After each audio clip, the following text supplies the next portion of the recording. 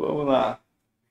Senhores, olá, comunidade PhD Bro. Nós estamos aqui de volta depois de 3 semanas aí de recesso. Eu andei um pouco doente, teve alguns percalços aí no meio do caminho. Mas estamos aqui hoje com o PhD Bro Ed Batista. E hoje nós temos um co-host aqui que é o nosso... Entrevistado número 1. Entrevistado número 1 do... Quando ainda era slow motion a imagem do PhD Bro. Exatamente. O primeiro programa foi na véspera de Natal. De Natal, é. Aí o Carlos ainda estava fazendo os ajustes técnicos. Aí o negócio, a movimentação, o áudio saía numa velocidade e o vídeo em outra, né? É, e teve um showzinho de rock aqui no final. 4x4. Era 4x4.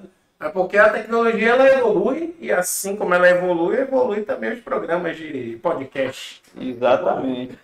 Senhores, então nós vamos começar aqui com a conversa aqui com o Ed Batista. Ed, a gente sempre faz aí pede para o entrevistado daí uma palhinha do histórico dele, como é que foi o histórico, assim, desde lá da época da graduação até o doutorado, como foi a tua jornada, o que te levou a fazer o doutorado e qual foi a tua motivação para trabalhar no tema que tu fez lá no doutorado.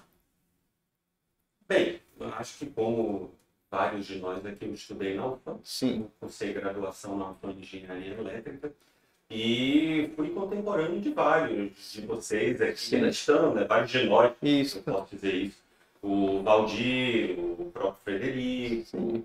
O André, o Celso. O Celso de vários. E eu terminei o curso em 99. Logo depois eu comecei a trabalhar numa empresa chamada TRO, Sistemas de Telecomunicações, que desenvolvia as nossas centrais telefônicas nacionais, as famosas centrais TRO RRA, que detinham, pelo menos na estatística que eles davam na época, 30% da planta de telefonia fixa do Brasil. Então é interessante, para um recém-formado foi ótimo, foi uma experiência excelente. Só que eu sempre tive aquela ideia de cursar mestrado, doutorado, porque eu queria aprender a fazer ciência. Eu queria aprender a fazer ciência. Na época havia, se eu não estou enganado, só o mestrado em ciência lá do pessoal do ICOM, ciência da computação. Que na época também ele estava começando, ainda teve até um contato razoável com o pessoal do Gênio. Mas eu perdi a inscrição, acabei até me inscrevendo, se não me engano, o Valdir se inscreveu ainda. Mas aí logo depois surgiu o mestrado aqui interinstitucional com a COP, com o pessoal da UFRJ. Participei da seleção, eu consegui entrar e a partir daí eu comecei a cursar disciplinas e logo depois, obviamente, entrei em trabalho de tese. E agora não fui eu que escolhi a dissertação, o tema da dissertação. Quem escolheu foi o meu orientador, na verdade, o Eduardo, que acontece com muitos alunos. Ele até perguntou na época da entrevista se eu gostaria de trabalhar com quantitação vetorial, com compressão de imagens, mas eu era tão perdido. Porque simplesmente eu não sabia responder com o que exatamente eu queria trabalhar. Eu sabia que eu não queria trabalhar com controle. Certo. Isso eu tinha pleno controle. Estou preconceituoso. Não mencionei a palavra preconceito. Não queria. Mas eu queria trabalhar com processamento de sinais. Certo. Então, qualquer coisa dentro de processamento de sinais me interessava muito. Certo. Surgiu a possibilidade de trabalhar com compressão de imagens. Certo. Então, compressão de dados, na verdade, em geral. Então, trabalhei com compressão de imagens, cheguei a trabalhar um pouco com compressão de superfícies e compressão de vídeo. E isso foi o que eu fiz no mestrado e no doutorado. No doutorado eu acabei trabalhando um pouco mais com códigos corretores de erro, inclusive aplicando códigos corretores de erro em compressão, chegando a inclusive também trabalhar com compressão distribuída. Mas no doutorado o trabalho já foi mais a tua cara ou ainda teve muita influência? Já foi mais a minha cara. Eu já tinha apanhado no mestrado. Então o trabalho acabou ficando mais com a minha cara, mas sempre com uma presença muito grande do meu ex-orientador, do Eduardo. que a equação, né? O professor Eduardo é um dos autores de um dos livros mais interessantes, um dos coautores de processamento digital de sinais, que é ele e o grupo do professor Diniz lá na COP, no Rio de Janeiro, né? Exatamente. Eu estudei o livro deles na graduação da disciplina de processamento digital de sinais, que eu fiz como optativa na UFPA. Sim. O meu background é de lá. Cara, mas assim, eu acho que é uma coisa interessante de se dizer, que normalmente o aluno, gente, ele acaba seguindo nesse início assim, de mestrado, principalmente, que eu acho que foi até uma das conversas que já tiveram aqui no PT de conversas anteriores, que assim, o cara quando ele começa a vida científica, na verdade é um mestrado. Mestrado eu digo assim, que é onde você descobre se você vai realmente para esse negócio ou não. Então, normalmente o orientador tem que puxar para o lado dele, porque são 2 anos, né, para resolver o problema. Por exemplo, você falou aí que você... Então, você se formou em 99, você entrou aqui em mais ou menos 94, 95? Exatamente. Na UFAM. Como, observando esse período, depois você falou que você foi para uma empresa de telecomunicações que detinha 30% do, vamos dizer assim, da planta nacional. Você, naquela época, ainda era aquela comunicação por linha telefônica, né? Nós já tínhamos celular na época. Sim, sim. Mas, assim, eu fui trabalhar com centrais telefônicas que tinham, para telefonia fixa, mas que tinham também interface 5.2, na famosa V5. Então tu foi um dos primeiros a trabalhar com celular, com celular aqui em Manaus, né? Lembrando, não trabalhei, porque quando nós falamos em trabalhar com celular, quer dizer, do ponto de vista de central telefônica, acaba sendo basicamente que nós tínhamos para a telefonia fixa. Então, quando falar em trabalhar com celular, trabalhei com os enlaces, com herb, não. Eu trabalhava na comutação. Certo. Então, você tem uma herb, a herb capta, obviamente, o sinal de RF, recebe o sinal do celular, depois isso vai para uma central, para que ele seja comutado e a partir daí chega ao seu destino. Porque, eu falo isso porque assim, a maioria do pessoal que está visualizando agora, principalmente mais novinhos, não pegaram esse período que era a comunicação, literalmente era no poste que vinha a comunicação, que hoje em dia só vem a internet, mas o telefone da casa lá, você tinha que comprar ações na empresa para você ter uma linha telefônica na sua casa, né? E eram ações que não eram tão baratas, né? Durante muito tempo, principalmente ali nos idos da década de 90, início dos anos 2000 começou a quebrar um pouco por causa da... Rapaz, tu tem quantos anos? Eu tenho 37. E tu ainda te lembra dessas coisas? Eu lembro porque quando eu era moleque, assim, chegou o primeiro computador na minha casa em 2001. Meu pai comprou um Pentium 4. Então, olha, o professor Kenny quer participar? Olha, o professor Kenny, ele veio dar um oi aqui. Para mostrar que tudo que não é roteirizado. Exatamente. No dia a dia, tudo pode Mesmo acontecer. porque, gente, a gente está literalmente no meio do expediente. Então, isso aqui é uma atividade do nosso expediente. Aí, eu lembro, Carlos, porque é o seguinte, o meu pai, ele comprou o primeiro computador lá de casa, era um Pentium 4, que era, quanto? Eu não me lembro se era 128 kilobytes de memória RAM, e era 20 GB de HD. Era o que tinha maior. O 4 era 486. Não, era o 4. Não era o 4, era o 3. 486, né? Porque 90 Não, 2001. Ah, 2001. 2001. Que era aquele computador que você colocava literalmente um desktop. O computador era um negócio branco que você colocava, como cobria o projetorzinho e tal. E aí, nessa época, o meu pai conseguiu uma linha telefônica lá para casa. Então você conectava, tipo, em 2001 eu tinha 13 anos de idade, eu conectava pelo modem. Pelo modemzinho, meia-noite, pessoal, porque você só pagava um custo de telefonia. Quando você ligava. Então todo mundo acessava. Exato. Na época, a comunicação, para vocês terem noção, você ia conversar, você ia paquerar a menina, aí você tinha que ir no Mirk, ou no bate-papo do UOL, para vocês verem como o negócio mudou.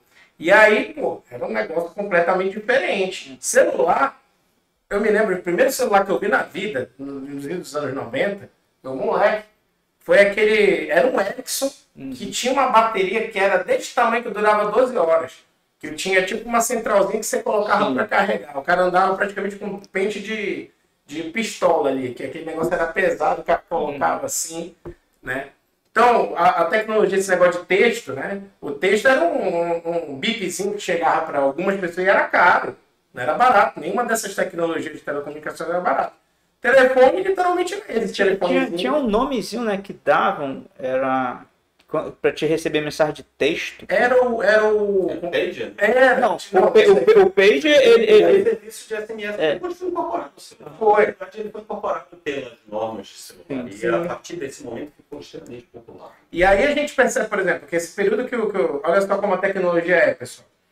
O Ed, então, pegou um período de transição entre duas tecnologias, porque ele pegou o final das grandes redes de telecomunicação, que o cara tinha aqueles armários gigantescos, que ele tinha que fazer aquela multiplexação de sinais ali, um monte de ponto quente, etc., dentro das telecomunicações, e começou a pegar coisa indo já para começar a aparecer aqueles primeiros celulares da Nokia, que já eram bacana, que até a gente, pô... eu acho que o meu primeiro celular, 99, foi aquele Diga. Acho que foi... Celular de cartãozinho. Eu carregava. Então, gente, olha só como o negócio é, né? Pegou essa tecnologia e hoje em dia já mudamos aí, já estamos chegando no 1000G. A nossa geração, eu acho que foi a geração que mais passou por mudanças tecnológicas. Boa pergunta, eu não sei dizer isso enquanto estatística, mas foi interessante por ele. Foi uma jornada interessante. 30 anos, né? 30 anos aí que a gente... Tu como aluno de elétrica dos idos dos anos 90, passando, olha só, essa tua transição de aluno numa situação analógica, ou seja, era só livro, não tinha PDF, etc., passando para o mestrado ali no início dos anos 2000, que você fez seu mestrado? Sim, eu comprei em 2002. 2002 já está começando a ter mais acesso ao computador, mas esse negócio também de documento PDF não. Você tinha no máximo um Word. Tá migrando da máquina de datilografia para o computador escrevendo no Word. Chegou a fazer datilografia? Sim. Não. É porque quando eu terminei, acho que em 94, eu já comecei, tinha aqueles cursos para iniciar a pessoa a lidar com computadores do SESC, do Senat, né? Nossa, eu tinha micronews, um curso de micronews que eles iam nas escolas, chamavam.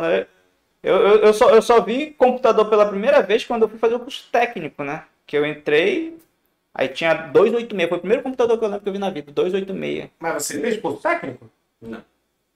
Essa aluno do La Salle. A pergunta é interessante sobre isso. Eu também não fiz curso técnico, mas tem muitos colegas que fazem o técnico e vêm parar aqui. Como tu veio parar na engenharia elétrica? Como eu vim parar, como eu escolhi. Como foi no início a minha escolha foi meio estranha, porque foi uma escolha estranha, porque segundo a minha mãe, desde pequeno eu desmontava tudo que eu tinha, inclusive carrinho de controle remoto e tudo, para descobrir como funcionava. Eu não conseguia remontar. Desmontar, eu era muito curioso, então sempre dizia, segundo a minha mãe, que eu gostaria de ser, que eu queria ser engenheiro. E mais ao mesmo tempo eu também gostava muito de uma parte mais, digamos assim, mais do campo, assim, principalmente de piscicultura. Eu não sei de onde veio isso. E aí eu passei... Mas hoje em dia tu mantém esse hobby de piscicultura? Não, nada. Depois eu vi que era completa furada, pelo menos pro meu perfil. Não soube pescar? Não. E aí depois realmente eu encontrei na engenharia elétrica. Na UFAM, eu cheguei a cursar inclusive engenharia elétrica na antiga UFAM, que depois se tornou EA. Depois eu vim para a UFAM.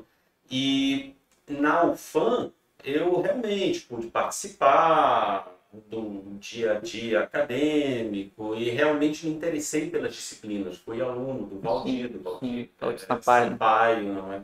Tu era o cara que não usava calculadora, né? Era o cara que eu também aprendi a inverter as matrizes usando, porque na verdade você consegue criar um algoritmozinho para conseguir inverter as matrizes de forma, desde que não seja algo muito grande, complicado, você consegue, isso não é difícil. Né? Mas ele fazia, depois eu tive também que me virar, e o mais interessante é que eu não tinha uma calculadora, todo mundo acabava comprando uma calculadora melhor, mas eu não tinha, eu tinha uma calculadora piorzinha, assim, não era tão boa, então eu acabei criando alguns algoritmos que eu decorei para suprir as deficiências da calculadora. É normal, isso acaba acontecendo. E é interessante você falar isso porque, por exemplo, a calculadora que eu comprei quando eu estava na graduação, continue comprando calculadora, pelo amor de Deus, aprendam a usar a porcaria da calculadora, porque chegar na prova, o pessoal não sabe mais usar calculadora. E não sabe programar o MATLAB. Hoje eu tive que comprar uma calculadora Cássio, né, pro meu filho, que vai fazer prova, não sei de que lá amanhã. Aí pedir uma calculadora. Mas a gente não usa mais calculadora hoje, né? Que é só celular, qualquer coisa que a gente tem. Eu ainda uso, né? Mas aí, como os professores não deixam usar o celular, então tem que ser a calculadora. E o Florindo mencionou algo interessante, porque depois da calculadora nós fizemos, na época, eu fiz pelo menos a transição para o MATLAB. O MATLAB foi uma mudança absurda. Então você fazia miséria criando arquivos M, arquivos .m, não, para resolver basicamente tudo que você queria. Então, eu estava falando até sobre isso. Até o compilador mudou, né? Porque hoje em dia o MATLAB diz onde é a linha que está errada. Antigamente ele não dizia. Eu peguei aí no MATLAB 2008, quando eu entrei na graduação. Então, o algoritmo estava lá, errava, tu dizia, meu Deus, em que linha? Aí você tinha que aprender a depurar no olho, né? Mas, assim, o que eu estou dizendo é que, por exemplo, assim, esse tipo de coisa é interessante se falar, porque o aluno de engenharia, somente hoje com a computação, ele acha que ele não tem mais que aprender a fazer certas coisas na mão, né? Eu até brinco que ele tem que, nesse momento, fazer a analogia com o muçulmano. O muçulmano, pelo menos uma vez na vida, ele tem que ir à Meca.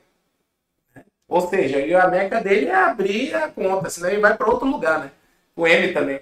E aí é complicado, porque você observa que, assim, por exemplo, eu também, minha calculadora não invertia. Eu tenho a mesma calculadora até hoje. Eu fiz de tudo para ter uma calculadora boa o suficiente para trabalhar com número complexo. Porque com número complexo você resolve o resto. Aí eu invertia na mão. Eu posso talvez dar um exemplo mais palpável para o nosso dia a dia, que nós não escrevemos mais hoje. Não. Nós tentamos. Então toda vez que eu vejo alguém numa reunião tentando escrever, a primeira dificuldade, o cara não lembra mais. E ele começa a escrever algumas coisas que ele não entende. Que a letra dele não é mais a mesma, ele não treina, ele não tem aquela... E depois ele não vai revisar aquilo, né?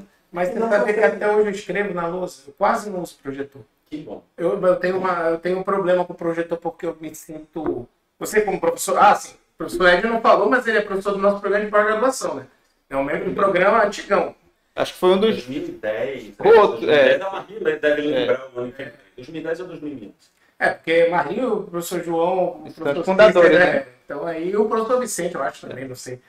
Então, assim, o que eu estou tentando dizer, além disso, é que aprendam a fazer as coisas e vamos voltar para aquela história lá da transição. Então você pegou uma transição para uma parte de tecnologia nova dentro da sua formação, você veio de um curso por curiosidade simplesmente de gostar de ver os sistemas ali. Como era na tua turma, Ed? Assim, muita gente... Porque sempre teve aquela galera que... Um monte de gente de curso técnico e outro grupo que não fez curso técnico. Como era essa divisão na tua época, assim, de acho que no mesmo quantidade? Uma parte já vinha do curso técnico e eu acho engraçado que geralmente essa parte que vinha do curso técnico, que vinham ali naquela época, Edson, nome ou outros, né? Havia uma certa superioridade desse povo. É interessante, não é? Do que é o Cefet hoje. O Cefet agora é Instituto Federal. Instituto Federal. E nós que vínhamos de escolas que não tinham ensino técnico, como o Salle, Dom Bosco ou outros, éramos assim meio que considerados, vou usar a palavra correta, é ralé, né? Então, eu diria párea. Párias. Porque eles eram realmente, nós éramos párias, nós éramos vistos como problemas, assim, como não. Mas isso depois todo mundo polarizou um transistor. Essa pergunta é incrível. Você nunca polarizou.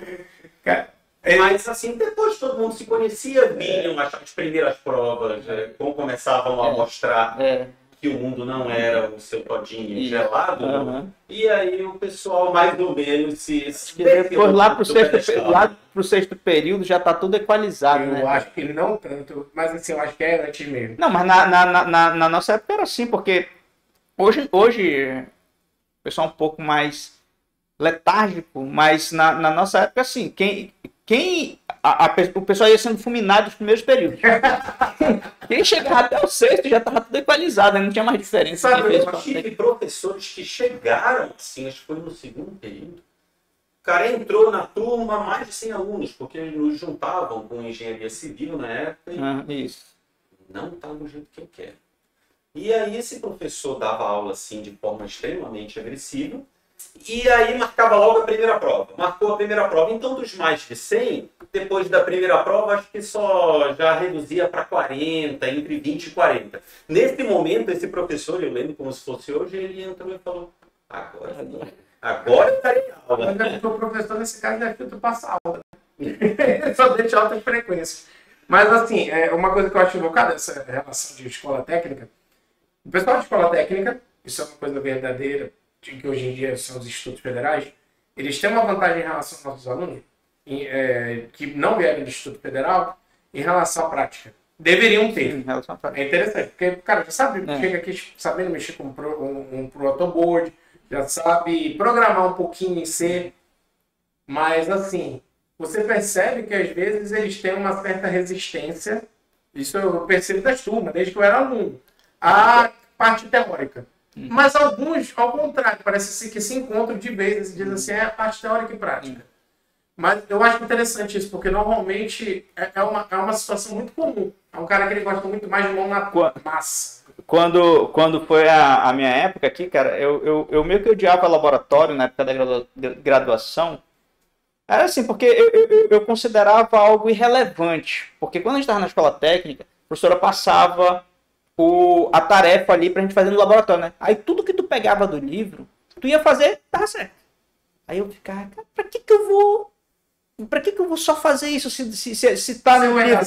O livro é o que importa, então a teoria é que importa. Eu cheguei na graduação, virei um cara muito teórico. Aí depois, já na época do mestrado, que eu voltei, que eu vi, cara, tô totalmente errado, porque o que importa é o laboratório. Eu acho que há diversas facetas, né? Você tem pessoas que não têm muita habilidade, assim, em entender a teoria, ou montar, ou entender a metodologia, e são pessoas que acabam sendo muito hábeis em montar. Então, diz, não, meu lugar não é a teoria, eu sou um cara prático, mas em compensação não é aprovado. Não é aprovado, não consegue entender. E eu não vou aqui falar o óbvio. Não vou falar o óbvio sim, que não existe. A teoria, aquilo que nós vemos durante o curso, é a base. Você pode até mesmo não ser um cara tão hábil no laboratório, o que é necessário principalmente quando você faz pesquisa aplicada. Mas você entender a teoria, entender aquilo que é dado, te permite entender aquele universo do qual você faz parte. Você entende o que é um capacitor, por que ele está ali, porque o capacitor está de um jeito, o indutor está de outro, porque o cara pegou um fio lá e enrolou um ferrite. E disse, vamos ver o que vai dar. Aquele ferrite que a gente sabe que tem, você pegar os cabos que nós temos, mas às vezes o cara estava lá com um cabo muito longo, não é? E tinha aquele ramo imenso, não é? Aí aparece um efeito que... Então, assim, a teoria que realmente vai definir se você entende a sua área ou não. Mas não podemos também esquecer a necessidade do mundo prático. Você projetar um circuito e dizer que lindo, funcionou no meu simulador, e chega na hora e pega um transistor com características diferentes e o negócio do nada não funciona, aí você começa a entender realmente o que é fazer hardware, né? E por que muitas vezes, principalmente quando você começa a trabalhar com hardware ali naquelas frequências mais próximas de gigahertz, e aí até as características da trilha importam, né? Aí você começa com aquelas frases bruxaria. Né? Eu tenho até uma piada sobre isso, que é aquela história que o cara chega, quando tu vê que tá ruim a situação, rapaz, com essa tua base, a essa altura, os dois vai dar certo. Que o cara chega sem base nenhuma, multiplicou a essa altura, não anda. Então eu já cansei de pegar circuito, nós lá projetamos e até testamos tudo funcionando. Aí quando nós fomos testar na hora, não funcionou. Tudo bem que nós estamos trafegando aqui com um sinal em frequência de gigahertz. Aí eu fui lá, olhei enquanto o cara, peraí, tem fluxo aqui de sol. Sim. Deixa eu tirar o... Exatamente. Mas é interessante falar isso porque, vamos lá, continuando a história lá, você fez, então, terminou em 99, entrou no mestrado em 2002, seu mestrado foi até quantos anos? Foram 2 anos. Foram 2 anos, então 2002 e 2004. Exatamente. 2004, aí a tecnologia, a internet já estava bombando mais, já começaram aquelas histórias de pagar a fibra ótica mais cara, aquele início lá, que aí tinha já outras operadoras. E até talvez vale, voltando ao que você falou, Florino, que muitas vezes você pergunta, o que você quer fazer? Isso. E é um negócio interessante, porque realmente chegam alunos dizendo que sabem o que querem fazer, só que eles sabem o que querem fazer e querem que o orientador se adeque à área que eles querem atuar. É interessantíssimo, né? Porque, sejamos muito claros, o orientado, não, ele pode ter uma necessidade, ou uma curiosidade, ou um desejo, Mas, na verdade, você tem que escolher um orientador que atua na área em que você quer trabalhar. Por quê? Porque se nós ficarmos toda hora nos adequando à vontade do aluno, nós não conseguiremos construir massa crítica. A gente não constrói massa crítica e vai montando a nossa técnica dissertação após dissertação, você não tem complexidade e você não tem realmente a criação, profundidade no que você faz e você não publica. Esse é o ponto, é muito simples. E ainda digo mais, porque assim, eu acho que o principal problema, gente, o que a gente está querendo dizer é o seguinte, que eu quero chegar na parte da transição do mestre com a tecnologia que já estava ali para o doutorando. Tu terminou o teu mestrado ali em 2004, então o negócio já estava começando, vamos dizer, as comunicações já estavam começando a ficar melhores em relação a isso. Quando você entrou no seu doutorado, qual foi o ano? Foi 2004. 2004 mesmo, finalizou em 8? Finalizei exatamente. Eu finalizei um pouco antes, mas só defendi em 8. Uma pergunta. Como é que já estava o cenário de pós-graduação, tanto comparativamente aonde tu foste fazer o teu doutorado, que foi na COP, e tu chegar aqui, a realidade daqui, que tinha começado o curso de pós aqui em 2006, 2007, né? Mas qual é exatamente? O mestrado. Assim, tipo, quando você chega num lugar que tem já uma pequena estrutura de doutoramento montada e você voltar para uma realidade que ainda tem muitas necessidades de formação de base de professores, eu digo até mesmo para começar a ofertar esses cursos. Mas assim, só para complementar aqui, que eu acho curioso, tu não tinha essa visão de voltar para dar aula, tu tinha visão de vir para ser professor da academia? Eu tinha visão de voltar para dar aula, não contanto que na verdade, a minha carreira, digamos assim, de professor, ela começou no ano 2000. Então, foi uma pessoa pela qual eu tenho muito carinho, que é o Niomar. O Niomar, ele montou um curso de engenharia de comunicações na UFCA e precisava de professores. O Niomar foi meu orientador de TCC. Então, ele me chamou para dar ele me chamou para ministrar disciplinas para os cursos de engenharia de comunicação, engenharia de comunicações e produção. E a minha carreira, digamos assim, no magistério superior começou aí. Quer dizer, tu ainda era aluno, então? Em 2000, não, tinha graduado. Terminado, foi logo depois. Sim. E aí só fui entrar no mestrado em 2002 e terminar o mestrado em 2008. Então, na verdade, se eu for contabilizar toda a minha carreira enquanto professor, eu já tenho 25 anos. Então tu ficou trabalhando tanto na indústria quanto na academia? Exatamente. O que muita gente fez na época, é claro que eu não sei como está, porque eu já não ministro aulas na graduação em universidades particulares já desde 2013. Então já faz algum tempo. Então acabei ministrando cursos só na UFAM e me concentrando ou em curso de extensão ou nos cursos no nosso curso de pós.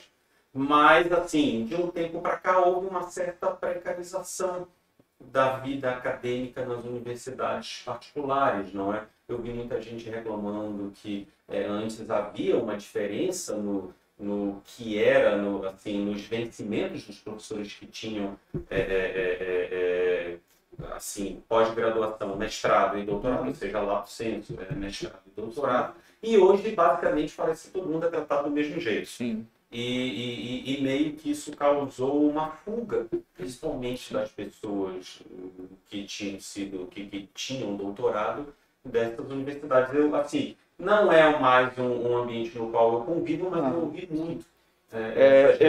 Eu vejo que está tendo uma migração agora, porque esse pessoal que fez carreira de coach na internet, hoje em dia eles estão explorando o mercado de pós-graduação. Então, estão credenciando cursos, assim, por exemplo, nessa Universidade Anhanguera. Todas essas universidades que provê a chancela para eles, aí eles pegam e abrem cursos de pós-graduação.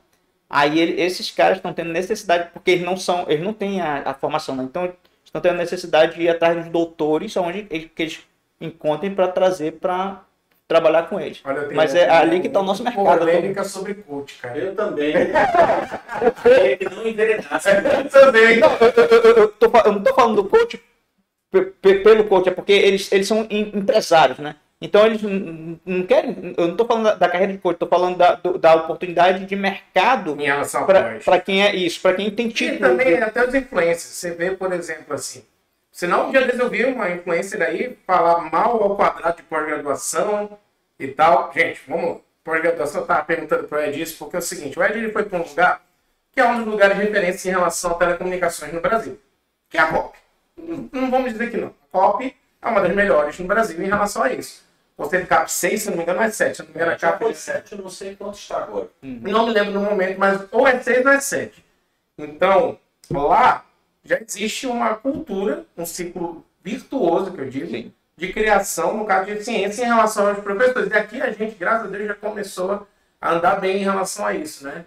Programa de pós, atualmente já temos aí, já conseguimos formar 9 doutores, Isso. né, nesse quadrinho. Inclusive eu formei um menino novo, mas graças a Deus eu dei sangue aí, eu cheguei e tal. O Carlos formou também, todo mundo conseguiu formar pelo menos um. E assim o que eu falo.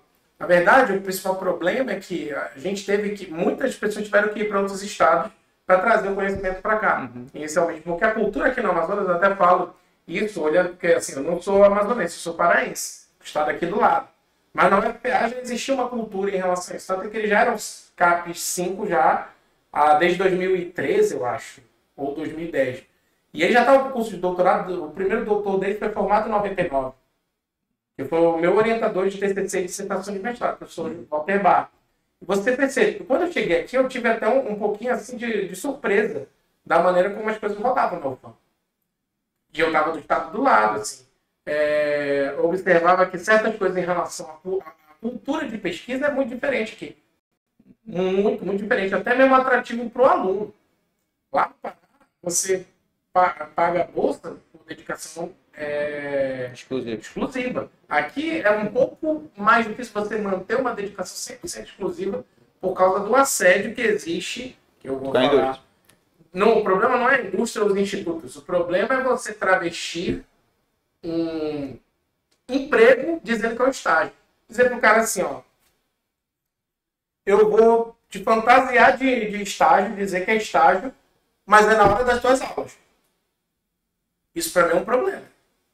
Mas o cara precisa de dinheiro, concordo? Eu acho que sim. Como é que vocês lidam com isso? Com essa questão de pegar o aluno e de... Assim, eu não sei se vocês têm estagiários lá, mas... Nós temos um estagiário. Quase nada. Nós temos um estagiário e todos os outros, assim, são profissionais formados e contratados. Nós temos um estagiário. E o estagiário, até onde eu lembro, ele obedecia corretamente a carga horária. Certo. Não vejo problema. Mas o que você está falando, eu acho que talvez aconteça, ou acontecia, não sei se acontece mais no distrito. Ainda acontece muito, porque às vezes o aluno chega, eu entendo, que os alunos eles realmente precisam sim desse estágio. Precisam do estágio, mas é complicado. O estágio vem vestido de estágio, mas é um trabalho no horário. E assim, também tem algumas coisas que eu acho que a longo prazo, a universidade, as universidades públicas, elas têm que também repensar. Certas coisas têm que ser repensadas, eu digo até da maneira como a gente coloca a nossa carga horária e os horários. Isso é uma coisa que eu já falo há algum tempo. Porque realmente o nosso mercado de trabalho aqui é aquecido em relação a isso. Que é uma coisa completamente diferente do Pará, porque no Pará você se forma em engenheiro. Para ir para fora. Um monte de colega meu vem parar aqui no Amazonas. Então, daqui a vez quando encontra algum colega que está aqui no mercado de trabalho. Exatamente. Ou seja, o cara fazia isso, ele ia trabalhar com parte eletrotécnica, de instalação elétrica, etc., ou ele ia fazer a pós-graduação. Então a cultura da pós era um pouco diferente. Que aí o professor, você precisa, tá aqui a bolsa é tanto para você fazer a pesquisa. E realmente, o cara tinha que trabalhar muito em cima disso. E, assim, chegou aqui, a realidade era completamente diferente. Essa questão do trabalho vestido de estágio é uma coisa que me chocou, porque no início não, mas não pode. E aí depois você começa a olhar as realidades das pessoas. Aí você olha, poxa, não, tem mais gente. É interessante que é um estado tão rico, o Amazonas, mas ao mesmo tempo tem assim uma disparidade muito grande de realidades, né? No Pará também, mas assim, aqui eu achei o negócio mais pesado, eu acho que é pela acumulação de capital que existe nessa cidade. E tu vê um cara andando numa BMW e um cara andando no Chevette Fiat Uno. Não, Fiat Uno ainda tá bom. E assim, dentro disso até essa relação. Então você voltou ali em 2008, ministrou aula até 2013 e agora está dando aula apenas na pós-graduação aqui com a gente e atuando na indústria. Como é que, o que você visualiza desses alunos nos últimos anos em relação, desde que você entrou no programa de pós-graduação até esse momento? Assim, a maneira que esses alunos estão entrando no programa, para você ali, o primeiro contato, e como eles estão saindo. A qualidade da formação. Cara, eu acho, assim, sinceramente, que estão saindo um pouco melhores, não é? Porque nós temos também que vislumbrar um ponto, enquanto Brasil, nós temos uma certa dificuldade no nosso ensino médio em qualquer lugar. Então, você recebe um aluno que muitas vezes não tem muita habilidade de escrita, ele não consegue usar a língua portuguesa. De maneira assertiva. Ele não consegue usar de maneira correta. E eu canso de pegar assim, muitos erros. E por que eu coloco nisso? Por que eu coloco esse ponto? Porque você pega o cara e pede para ele escrever um suposto plano, para ver se ele pelo menos entende o que ele vai fazer no mestrado. E os resultados são os resultados mais loucos possíveis, não é? Tanto do ponto de vista de uso da língua portuguesa, quanto da compreensão que se vem fazer. Então, eu sempre tentei, não sei se fui bem sucedido, mas talvez não, mas explicar para o aluno o que ele está fazendo aqui. Qual é o seu objetivo no mestrado? Isso até hoje eu escuto de alunos nossos. O que você fez no mestrado? No mestrado eu me tornei um especialista numa área. Não foi isso que você fez no mestrado, você não está lá para isso. E no doutorado? No doutorado eu me tornei um pesquisador, mas tudo bem, como? Especialista numa área. Não é isso. O que você está aqui fazendo no seu mestrado é que você está aprendendo ciência. Então você está aprendendo um método científico. Você sabe me dizer qual é o método científico? Ele até usa, porque ele teve que passar pela dissertação. Mas ele não consegue colocar em palavras, ele não sabe explicar o que é o método científico. Então eu gasto tempo com isso. E outro ponto, tentando explicar a ele que ele termina o mestrado, e claro, não vou falar aqui de uma formulação ou de digamos assim, um conceito uniforme, porque nem a ciência entre nós tem um conceito uniforme, não tem um livro dizendo o que é. Mas nós temos alguma coisa bem aceita que no mestrado você forma um pesquisador, ponto. Mas um pesquisador que ainda não consegue exatamente exercer o seu trabalho científico sozinho. Ele não é independente. Mas isso aí tem a ver, na verdade, com o perfil das pessoas. Isso eu sempre falo que é o seguinte, eu tenho uma visão de que o mestrado, na verdade, é como se fosse assim. Você sai da graduação, para mim é muito válido isso, o cara tem que sair da graduação banda larga. Ele tem que sair... Clínico geral. Entendendo tudo. Mas é um ponto interessante, Paulinho, que na graduação, o que é que nós formamos? Nós formamos executores. Ponto. Pois é. Não forma pesquisador. Não, pois é. Aí o que acontece? Se o cara fizer uma iniciação científica, já começa a dar aquela primeira noção. Isso, a noção. Para mim, o mestrado, ele é um cara, o mestrando, ele é um cara que está afiando ferramental. E ele basicamente é isso. Isso, ele consegue, mas ele consegue começar a ler. Ele não faz sozinho. Pensa. Tem casos particulares. Tem casos e casos. Se a gente for contar aqui, existem as exceções que muita gente diz que confirma as regras. E outra coisa, aqui no PhD Bro só passaram as exceções. Normalmente são os pontos fora da curva, né? Não, mas assim, aí eu tenho essa visão, que o mestrado, basicamente, tem muita distorção, tem muito ruído da graduação.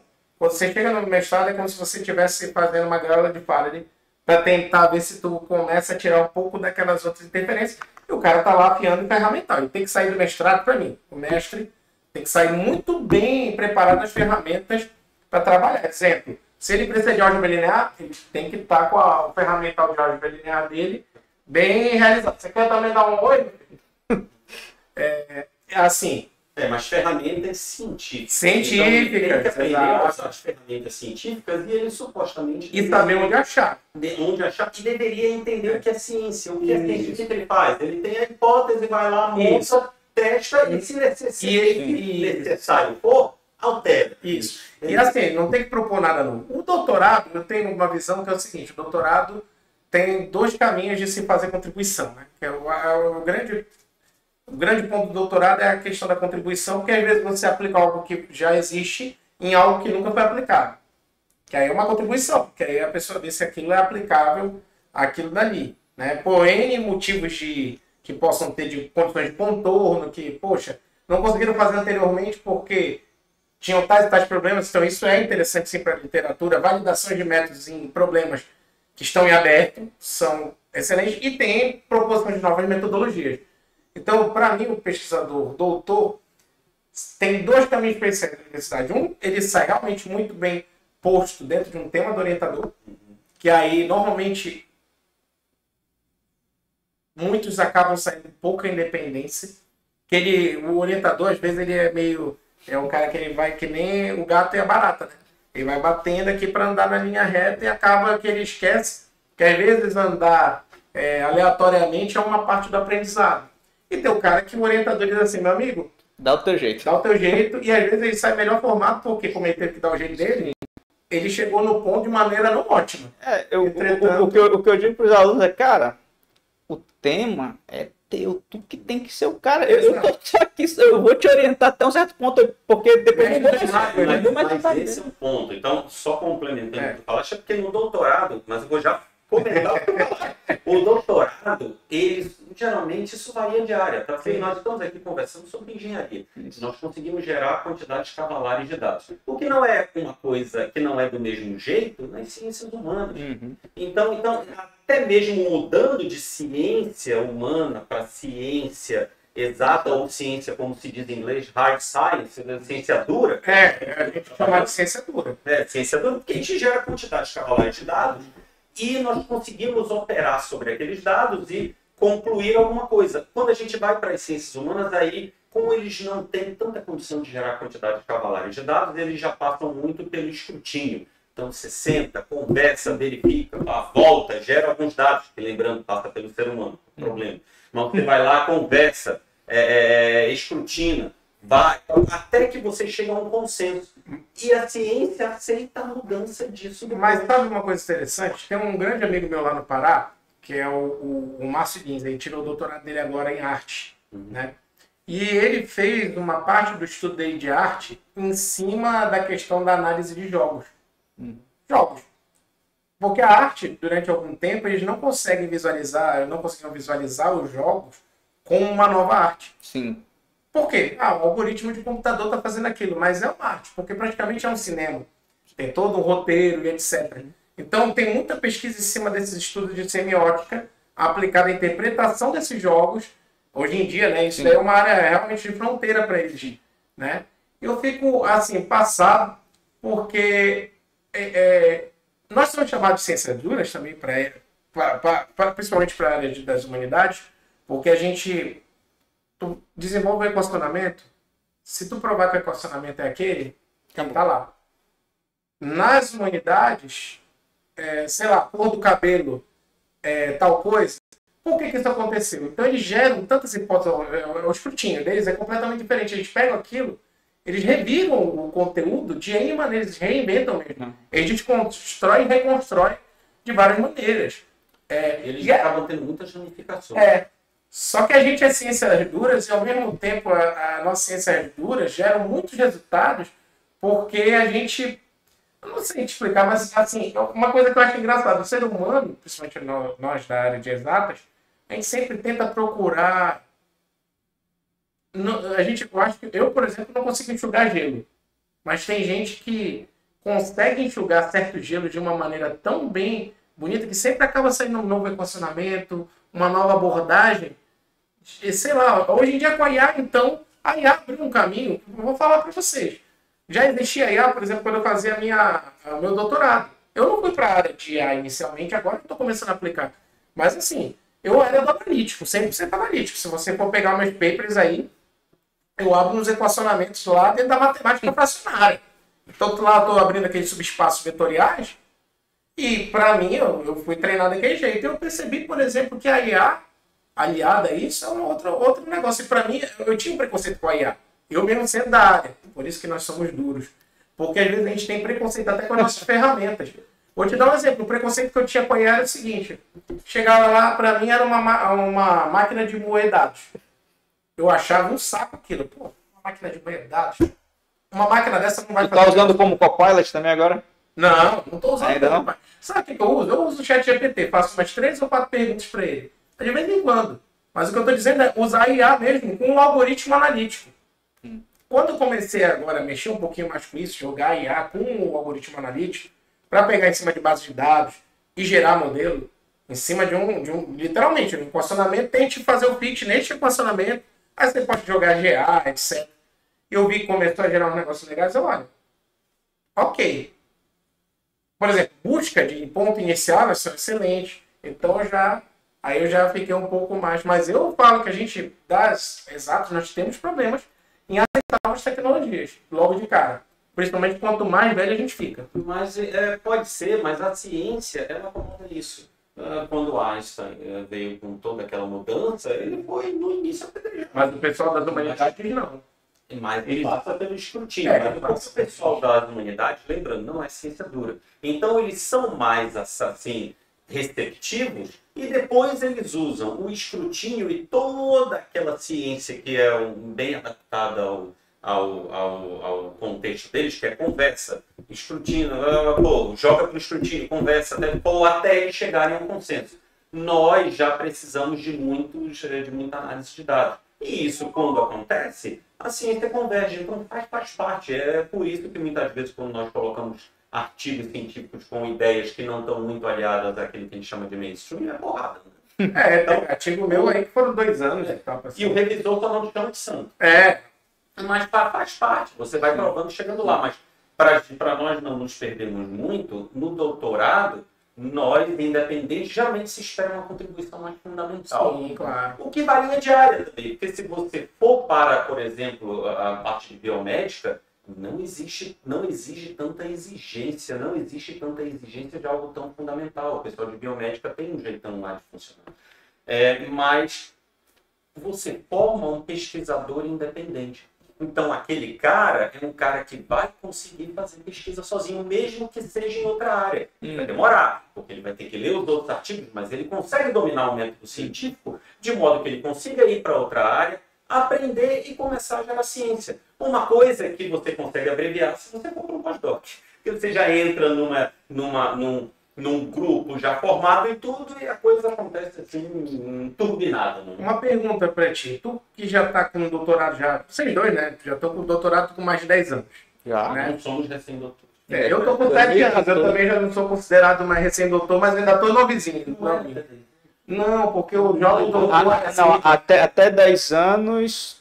já é lá para aqueles alguns requisitos são até 5, outros a partir de 10. Por exemplo, eu já não entro mais eu estou no limbo entre os 5 e 10 intervalo ali que é nebuloso. E uma coisa eu tenho para perguntar. Ed, você, tu também, Carlos, vai entrar no meio dessa bronca. Eu faço as perguntas aqui. Eu comentar o teu comentário. Exato. Sobre o que era dele que eu já sei. Agora tá... Essa questão, por exemplo, dos softwares que todo mundo usa, né, na engenharia, eu digo, e o que vocês já utilizaram antes da época do doutorado para agora, como é que está sendo essa corrida para sempre se manter atual e conseguir dialogar com os alunos, com essas novas tecnologias e continuar andando? Cara, assim, na área de microeletrônica, que foi onde eu fiz doutorado, parece que não mudou nada. Assim, não, em questão de software e tal, porque assim, dentro da microeletrônica existem 3 categorias diferentes de circuitos que a gente desenvolve, que são os digitais, sim, os analógicos e os RF. Os que dão mais problemas é o RF. Mas de analógica para RF, ele existe uma quebra que é basicamente uma questão mais artística do que uma ciência. Então, assim, o cara vai fazendo ali o circuito analógico, é claro que tu tem que ter um conjunto de ferramentas, mas ele acaba sendo muito experimental. Tu não tem muito cálculo que se fazer. Tu vai lá, testa e vê se funciona a coisa. Vai propondo topologia. E assim, eu não vi que mudou muita coisa de lá para cá. Eu acho que a minha área, ferramental?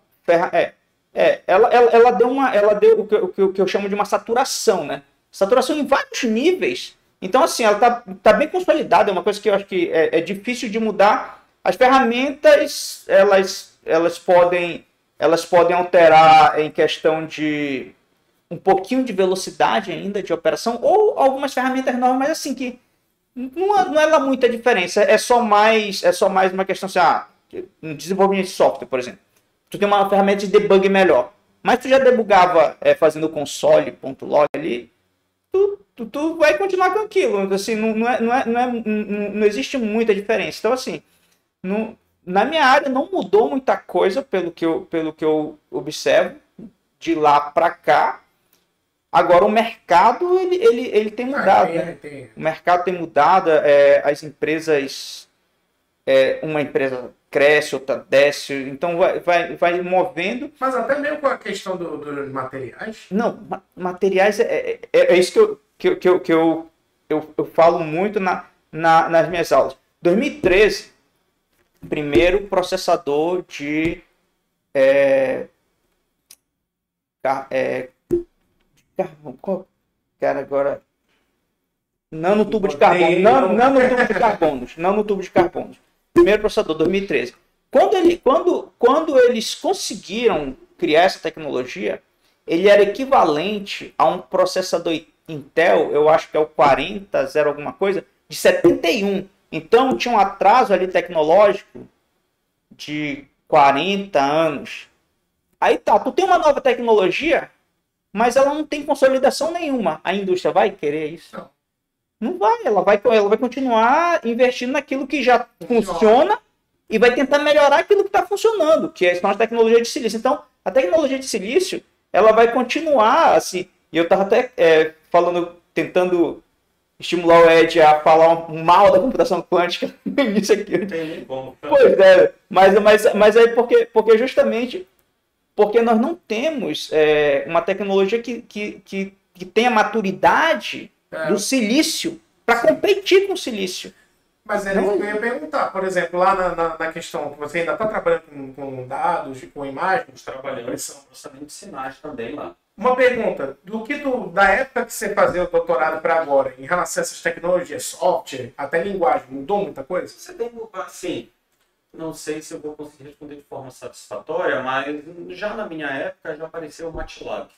Então, o MATLAB ele começou a fornecer assim, uma capacidade ferramental para quem trabalha com processamento de sinais muito grande. Sim. Mas naquela época, estou falando até 2008, 2010, um pouco depois, o MATLAB ainda era assim, quem fazia uma tese ou uma dissertação utilizando o MATLAB era meio que considerado pária, né? Pô, o cara utilizou um MATLAB, você tinha que fazer de C. Sim. Porque o C era mais adequado. E aí você teve uma evolução de ferramentas e de bibliotecas no C, porque acabou culminando ali no OpenCV. Então, no OpenCV você fazia muita coisa. E ele era um front-end. Você tinha front-end Python, front-end Java, não é? E o MATLAB continua até hoje. E eu vejo que muito disso ramificou e evoluiu muito na direção das bibliotecas. Sim. E hoje você tem bibliotecas muito boas, as toolboxes, como nós queríamos falar, principalmente agora fervilhando em IA. Sim. Você tem um monte de coisa em IA. E como eu trabalho lá na TPV com digamos assim, uma pesquisa mais aplicada, nós somos obrigados, o negócio tem que funcionar em eletrônica de consumo, nós somos obrigados a utilizar essas ferramentas mais assim, programáticas, não é mais de linguagem final, e muitas vezes quantizar ou otimizar o negócio para que ele funcione, na pior das hipóteses, num celular, e quem sabe, o que é muito difícil, num hardware muito mais restrito que na TV. É interessante falar isso mesmo, porque a TV também já migrou, né? A TV começou de um jeito, hoje em dia a TV já é um computador, né? É porque é um computador, mas não nos enganemos, tá? Então, quando nós estamos falando de hardware de TV, é entretenimento, mas ele é entretenimento específico. Por mais que nós tenhamos hoje um smart e tudo, nós estamos falando de um cara que vai ter 1 GB de RAM, Sim. aqueles populares, e um clock menor do que 1 GHz. Sim, sim. Então não dá, ou seja, vamos colocar de maneira prática. Você consegue colocar alguma coisa nele, você não vai colocar uma IA, não. Não, claro, ainda. Né? Deixa eu te fazer uma pergunta aqui. Você precisa de um processador geralmente melhor. Se você olhar aquelas TVs que fazem escalonamento para cima, não é? Transformando 2K, que é o 1920, o 1080, não? Transformando em 4K em 8K, você tem processadores diferentes ali. Não, concordo. Olha, eu vou te falar uma coisa. Como eu toco guitarra já há alguns anos, eu falo das pedaleiras também. Hoje em dia, dentro dessa parte de processamento de sinais, eu estava até conversando com o Valdir. Tem uma parte lá que o pessoal está desenvolvendo e tem muita coisa de IA que o pessoal está usando. As pedaleiras estão usando processadores DSP pesados para utilizar a tecnologia de Impulse Response. Você conhece essa tecnologia? Seguinte, o cara pega um som de um amplificador lá, ele coloca o microfone, diz qual é a posição que está o microfone, e aí ele faz uma batelada de dados em cima disso para ele capturar as características do som. E aí, em cima disso, tu pega lá e diz, quero usar um Marshall JCM 800, que é um amplificador clássico do rock and roll. Na posição do microfone à direita do falante. O cara, ele consegue colocar isso no processamento. E aí tu vai escutar o som da resposta do impulso de resposta, é um negócio absurdo. É de 90% a 95% de similaridade. Aí você pega uma pedaleira, por exemplo, como a da Ampero, que é a Ampero da Rotone, tem a top, hoje em dia Fractal, que é europeia, enfim, é o pessoal lá da NeuroTSP. Os caras, se eu não me engano, eles são chilenos, eles estão na Europa trabalhando com isso. Mas eles têm um gargalo muito grande, porque é o seguinte, às vezes eles não conseguem fazer duas impulso response de 2 numa cadeia de sinal de 2 amplificadores, ao mesmo tempo, por causa da capacidade de processamento. E eles têm que trabalhar com sinal polifônico. Ou seja, se ele quiser modificar a afinação sem mexer no instrumento, tu tem esse tipo de opção hoje em dia. Só que lasca o processamento. É um problema de processamento bem interessante na cadeia de sinal. Que eu fico vendo que hoje em dia, cara, é muito interessante, porque na época que eu comecei a tocar, a pedaleira, tu podia ter uma pedaleira da Boss. Que era uma pedaleira, tanto é que a pedaleira era vista como um negócio, nunca vai ser melhor do que um pedal. Porque o cara pegava, comprava a cadeia de pedais, montava, aí o pedal tem aquele som analógico, real.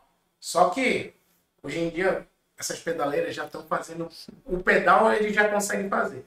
Agora eu já estou começando a fazer os amplificadores. Tanto é que estão tirando os grandes amplificadores de alguns eventos. Só põe praticamente sistema... Eu vejo essa evolução de uma coisa que parecia que não ia para canto nenhum, como um desafio que tu vai sempre melhorando. Por exemplo, na minha área de sensores de imagem, antes de 2010, só se falava em charge cable CCD. Isso. CCD e CMOS, tá velha briga. Aí, só que assim, o CMOS era algo, assim, era o lixo, é o resto da tecnologia. Só que foram trabalhando aquele resto, melhorando. Foi. Aí acabou que ele substituiu. O CCD se tornou uma tecnologia obsoleta, todo mundo só faz CMOS hoje em dia. E eu falei do meu hobby, tá? Que é música. Eu faço por diversão, eu gosto dessa parte de tecnologia, então eu vejo essa questão de impulso response, que como ele trabalha na área de processamento de sinais, é uma área que está muito aquecida. Eu vou falar da área de controle. Eu percebi que o controle migrou muito para utilizar Python.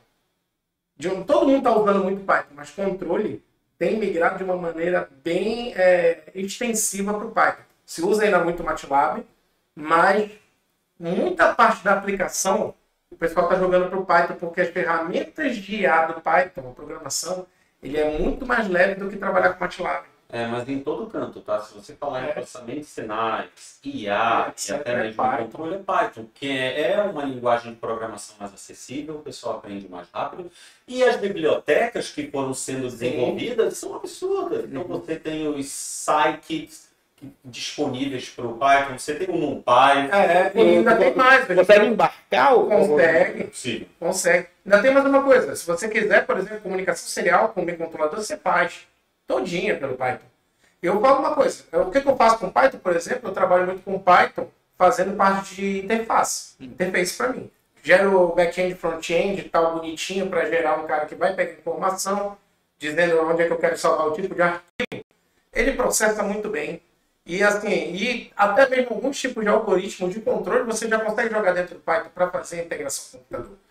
O Python, ele é um cara que sinceramente, assim, se você for ver, o real-time dele é melhor do que o real-time do MATLAB. Eu digo o tempo, porque ele dá muito delay no real-time do MATLAB. Quando você conversa com hardware. E assim, claro, eu sempre falo isso aos alunos até, ficam assim, professor, não sei o quê. Eu sempre digo o seguinte, ó, por exemplo, dinâmicas que são mais rápidas ou mais lentas. Que, no caso do problema da telecomunicação, pessoal, quando ele fala dessa questão da frequência alta, o principal problema vai estar em relação à amostragem do sinal. Porque frequência alta, ele precisa ter uma amostragem muito pequenininha, e isso daí vai exigir que o teu processador faça muito rápido isso. E ele tem que respeitar o critério de NAT. Pelo menos ser 2 vezes maior do que a frequência. No controle, isso também não é tão diferente por causa da característica dinâmica do sistema, que é o sinal, né, que você está trabalhando lá. Por exemplo, se o sistema é lento, é tranquilo lá. Nesse ponto de NAT, agora, conversor de potência, circuito de conversor, não dá para o cara trabalhar com frequência tão baixinha não, por causa do chaveamento. Porque tu aumenta problema de ripple. E com relação a Nyquist, é claro, nós temos que obedecer. Mas lembrando que nós temos a teoria de amostragem de sinais de pasta baixa e pasta banda que são diferentes. Né? Então, no final das contas, se nós conseguirmos uma certa condição, você só precisa de 2 vezes a banda do sinal. Então varia. Mas realmente é um problema, principalmente se você tem outras coisas para atender. Quer dizer, qual vai ser o seu filtro de interpolação. Você tem um monte de problemas, né? Sim. Mas isso, hoje, é uma tecnologia que nós temos funcionando. E graças a Deus. Em qualquer lugar. Não, duas perguntas que eu tenho para o Ed, é assim, com relação à parte de TV. O que impede hoje da TV conseguir embarcar no hardware dela um processamento mais robusto, para tornar ela mais assim próxima ao que nós temos de funcionamento do celular, por exemplo? Nós vamos começar a conversar sobre coisas que levam à área de aplicação, né? Porque a TV é diferente do celular. Existia um sonho antigamente que a TV seria a central multimídia que englobaria quase tudo. Mas a TV, mesmo hoje, por mais que nós tenhamos um ambiente inteligente, rodemos aplicações, ainda é TV. E a TV vendida, por exemplo, pegando especificamente o caso do Brasil, é um negócio que chega a mais de 95% da população, e uma população que não tem poder aquisitivo muito alto. Então não tem jeito. Você tem que colocar no mercado produtos populares. E produtos populares, eles vão acabar sendo baratos. E sendo baratos, você vai ter TV que tem até um ambiente inteligente, né? O que a gente chama de smart. Mas na hora que você está rodando o Netflix, se você apertar para aumentar o volume, vai demorar 2 segundos para aparecer na interface gráfica. Não tem jeito. Agora, você tem TVs melhores? Tem aquelas TVs que nós utilizamos, né? O pessoal adora falar em inglês high-end, não é? As TVs de ponta, que já são diferentes, né? Você já tem ali um núcleo quadro, né? E roda IA, e você tem escalonamento, e você tem uma série de ferramentas em IA, mas a TV... ainda tem usuários muito, assim, com uma idade mais avançada. E esses caras, essas pessoas mais velhas, ligam a TV e muitas vezes eu ainda escuto isso até hoje. Eu ligo que é o meu papagaio para não me deixar sozinho em casa. Então eu coloco a TV só para ficar com uma imagem que ele olha de longe, às vezes não consegue chegar direito, tem que usar óculos. Mas aquele áudio... ele é uma companhia para a pessoa. E até hoje isso não é verdade. Mais uma pergunta. Mas também tem a ver, você falou, por exemplo, da questão da velocidade de troca do volume e tal. Mas daí são coisas de que não são, tipo assim, gargalo do processo, né? Tipo, velocidade para trocar volume, ou até mesmo troca de canal. É do processo. Se nós tivéssemos um hardware melhor e um computador melhor, sim, isso não aconteceria. Porque nós deixamos a coisa funcionando, vamos usar assim um jargão, no topo, porque nós temos que fazer algo que seja competitivo. Tá certo. Não, mas eu tô entendendo o que eu tô te dizendo assim, tipo, como não é um negócio extremamente gargalo de dizer assim, o usuário vai se sentir muito mal. Não, porque se não é bravo. Continua comprando. E eu cansei de resolver, porque nós temos também um problema muito grande com erros na televisão digital, onde o radiodifusor configura de maneira errada os equipamentos dele. E aí o pessoal desenvolve o receptor de TV para funcionar exatamente como a norma diz, e já viu no que dá, né? O cara configura de um jeito e a gente espera de outro. E eu vi TVs dando problema, TVs digitais, aquelas TVs Roku que ele comprou, e o cara estava utilizando no interior do Pará, onde não tinha sinal digital. Aí complica. Essa é a condição de produtos populares e usados em uma diversidade de condições. E é robusto, né? Tem que ser robusto para aguentar o cara no meio do rio. Tu tocaste num ponto interessantíssimo. A eletrônica de consumo, e se nós pegarmos TV digital como, digamos assim, um representante, e tem que ser extremamente robusto, porque funciona na casa do cidadão 24 horas por dia, 7 dias por semana, um mês Só desliga quando a luz vai embora. E quando dá problema, ele liga para a assistência técnica. A empresa paga a ligação, a empresa paga assistência técnica se ele tem que devolver a TV, e se a TV tiver que ser trocada, paga também. Então não é só uma questão de ter que ser robusto, economicamente tem que ser robusto. Até sair da garantia. Porque senão, até sair acho que é isso, até sair da garantia. Porque se isso acontece durante a garantia, toda essa cadeia que eu acabei de descrever é exercitada. Uma pergunta, agora, olha pessoal, ele acabou de falar de produto. Tem uma coisa que os nossos alunos, assim, a maioria das pessoas, na verdade eu não falo só dos nossos alunos, não. Vamos colocar a culpa só no bichinho. A maior parte da população acha que fazer um mestrado, um doutorado, é para ser professor na universidade. O Ed, ele é professor porque ele quer, nesse caso. Porque a carreira dele, vamos dizer assim, a principal, atualmente, é de um cara que é engenheiro dentro de uma indústria como a TPB, para trabalhar na construção de produtos. É pesquisador lá. Ed, como foi essa migração? Você começou, no caso, querendo ser pesquisador de produto ou você queria ser professor? Olha, e quando chegou na realidade você disse, meu, dá para fazer isso, eu vou ficar aqui. Eu acho, na verdade, que eu sempre quis ser os dois e eu nunca fiz apenas uma coisa ao mesmo tempo. Eu sempre trabalhei e sempre estudei. Eu cursei o mestrado e o doutorado trabalhando. Sim. Então, assim, sempre foi uma vontade minha trabalhar na indústria. E eu vi aqueles documentários sobre a indústria americana, até comentei sobre isso com o Carlos. E toda vez que eles assim, entrevistavam alguém que trabalhava num laboratório que não era universidade, e aí o cara aparecia lá, PhD. Ou o cara, por quê? Porque as pessoas com pós-graduação têm uma penetração muito grande lá. E a despeito de, assim, eu vou esquecer qualquer outra crítica que eu tenha contra os Estados Unidos, que são várias, são infindáveis. Realmente, nesse ponto, colocar pessoas com pós-graduação e com formação científica na indústria só fez bem a eles.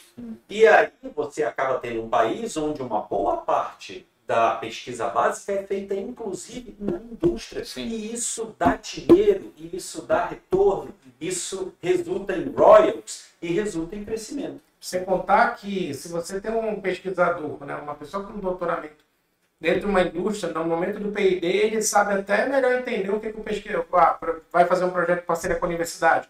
Ah, não, isso aqui dá sim para fazer, porque às vezes pode cair na mão de uma pessoa que não tem a formação de pesquisador, ele não sabe dizer se aquela pesquisa ou não. Né? E assim, você percebe que hoje em dia, é uma pergunta que eu tenho, tem muito mais gente com pós-graduação dentro do mercado industrial? Eu acho que tem mais, mas eu não sei se tem muito mais. Mas tem mais. Deveria ter mais? Dentro da tua equipe? Dentro da minha equipe há vários médicos e há doutores. Há doutores e médicos. Então, estamos falando do quadro geral, médicos e doutores. A empresa, a TPB, fornece para cerveja? É o quê? Para quais marcas de TV ela trabalha? A TPV, ela é um conglomerado e hoje ela tem duas marcas, né? A OC Philips, é ela que produz, produzido lá. E também ela produz monitores. Então são, digamos assim, de os vários produtos dela, TVs e monitores. E E nós desenvolvemos tecnologias muitas vezes associadas a esses produtos ou que podem resultar em produtos novos ou produtos diferentes. É claro que quando você fala em produto diferente, existe aí um canyon, né? Porque quando você fala em produto diferente, e essa é uma noção que muitas vezes nós não temos, principalmente ou quando acabamos de sair, ou mesmo quando nós atuamos na área, é que você produzir, você criar um produto é outro mundo. Sim. É outro mundo, porque o negócio tem que funcionar, você tem que fazer com que ele seja assim, com que ele seja capaz de ser produzido. Então, você tem que montar as linhas de produção, o negócio tem que vir de um jeito que ele possa ser criado numa linha. O mundo é outro. Sim. Olha só, Ele tem que funcionar. Você está falando com um cara que tem um doutorado e está na indústria. Eu acho que o Ed é primeiro. Daqui? Não, do entrevistado?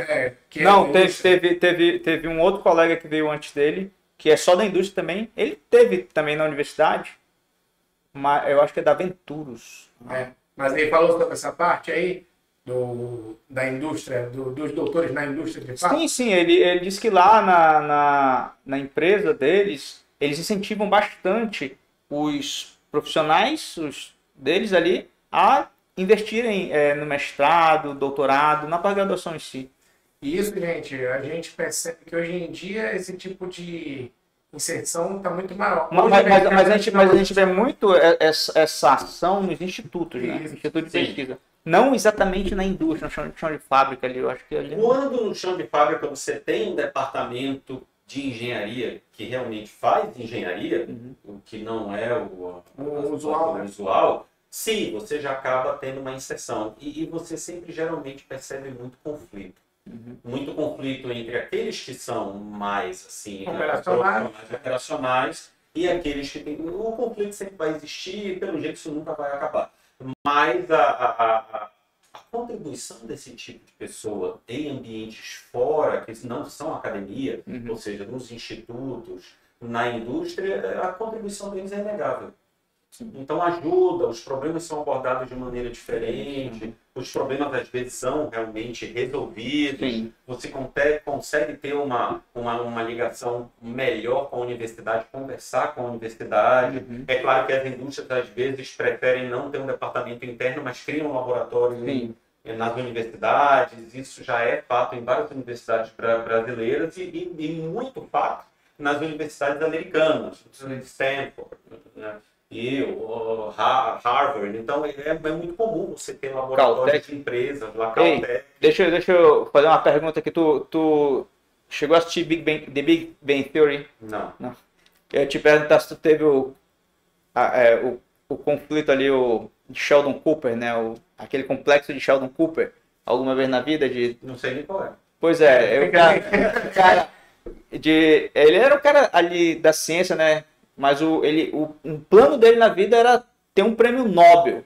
Alguma vez na tua vida tu chegou a pensar nisso, assim, enquanto ali? Não, nunca pensei. É claro que isso é até bom comentar. Muitas vezes você pensa que termina a pós-graduação com mestrado e doutorado e você, nossa, eu vou criar alguma coisa que vai mudar o mundo. Incrível, que vai mudar o mundo. Gente, sejamos claros, a grande maioria de nós vai se perder no ruim de fundo. É isso que vai acontecer. E mesmo assim não quer dizer que nós não sejamos capazes de dar uma contribuição. Isso. E a nossa contribuição será utilizada. E dentro desse caos de todas as contribuições, às vezes chega alguém que está criando uma norma ou que está desenvolvendo alguma coisa mais aplicada, vai lá, lê o seu artigo, caramba, era isso. Eu digo isso porque, assim, eu acho engraçado, porque o pesquisador, isso aí vale também para os alunos, aí já vai para o pessoal da pós-graduação, é mesmo o aluno, e publica um paper, uma revista. E ele acha assim, publiquei uma revista, fator de impacto 6 aqui, nossa, que legal, porque a nossa área, fator de impacto 6 já é muito bom. Na medicina 6 não é nem B. Não, mas porque o público é muito maior na medicina, né, do que no nosso. E aí o cara, meu Deus! Aí ele começa a ficar esperando aparecer um escolar da vida, alguma coisa, dizendo quantas citações rodadas do artigo dele. E aí, às vezes, passa ano, o artigo não pega uma citação. E às vezes, quando começa a pegar, sobe de uma vez. A gente teve um caso, por exemplo, eu tenho um paper meu, que eu publiquei em 2020, que eu peguei, rapaz, eu peguei o paper, eu publiquei essa história aí uma história lá do controle pressionado. Eu fiquei esperando. Rapaz, nos 2 primeiros anos ele ficou um pouco desaquecido, mas depois, assim, já tá chegando às 20 referências, já foi citado no livro de Estado da Arte. Parece que quando o pessoal começou a pegar gás, ele já... E já teve paper que rodou assim que eu achei assim. Tu quer ser citado, faz os teus vídeos de guitarra e coloca no YouTube. Não, e, assim, e teve paper que a gente jogou pro mundo e disse assim, meu, esse vai, mas tanto faz. E tem tantas citações rápidas. E a gente olhou, esse paper pegou isso? Que às vezes é engraçado isso, porque às vezes o pesquisador, ele coloca uma expectativa tão grande em certas coisas, e assim, às vezes o mais simples é o que o pessoal estava precisando, entendeu? Não fique tentando caçar citação por caçar citação.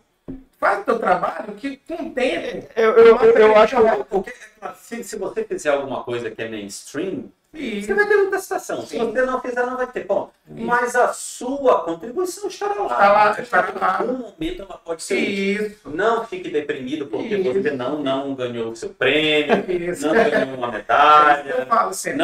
Não sequer, um de nós sequer ganham aqueles prêmios. Todo mundo quer ter de melhor artigo naquela revista, ou naquela seção da revista. Vai mandando que vai... É melhor ter expectativa de ganhar dinheiro, né? Porque a gente...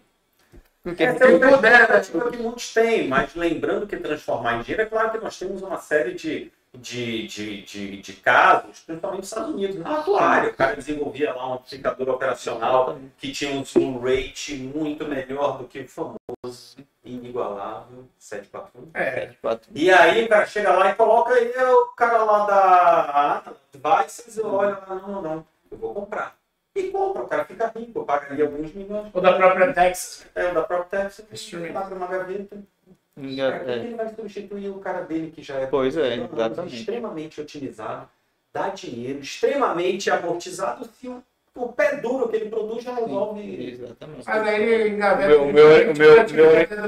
meu orientador falava isso, meu orientador de mestrado, né? Que ele disse, cara, os caras criam essas empresas, né? Que começam a dar tem um pouquinho de visibilidade, aí chega o cara lá com a chapéu, capeta. Eu vim comprar a tua empresa, cara. Não quero vender, não. Eu vim comprar. Não interessa. Quanto é que tu quer? O cara paga. E assim, a gente tem que estar preparado para isso, né? A gente tem que estar preparado para isso, gente. Eu acho assim também que dinheiro também é um negócio extremamente importante. Claro, a gente tem que correr atrás. Mas é consequência. Você não adianta você achar que não é você preciso o cara ter o PhD, o cara tem que exato. saber fazer tem um grande amigo mercado meu, que o cara, por exemplo, começou a trabalhar com inox. Do nada, a empresa dele já está com 3 filiais. O cara já está indo, tu vê que o cara não fez mestrado, não fez doutorado, nem graduação. Mas o cara é muito bom empreendedor. Eu acho engraçado isso porque, assim, para mim, é claro, você tem que colocar a maneira para o pessoal se capacitar em empreendedorismo.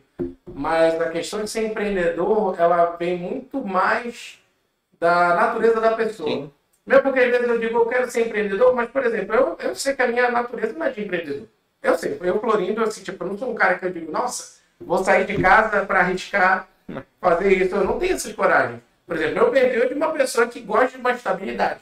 Então, para mim, o curso superior estar dentro de uma universidade como professor me dá um certo retorno. Claro que a gente faz projeto de vez em quando, que é justamente algo que ajuda na renda, mas a renda base é aquela. Então, tem gente que trabalha muito bem com estabilidade, tem gente que gosta mais de arriscar, sabe? Isso tem a ver com a aposta também, né? Tem um monte de gente agora jogando bet aí e tal. O cara que gostar de apostar provavelmente vai ser melhor empreendedor do que eu. Para mim, bet eu não sei nem como nós estamos aceitando isso no mundo atual. Mas fazer o quê, né? É porque a gente aceita coach também. Aceita coach.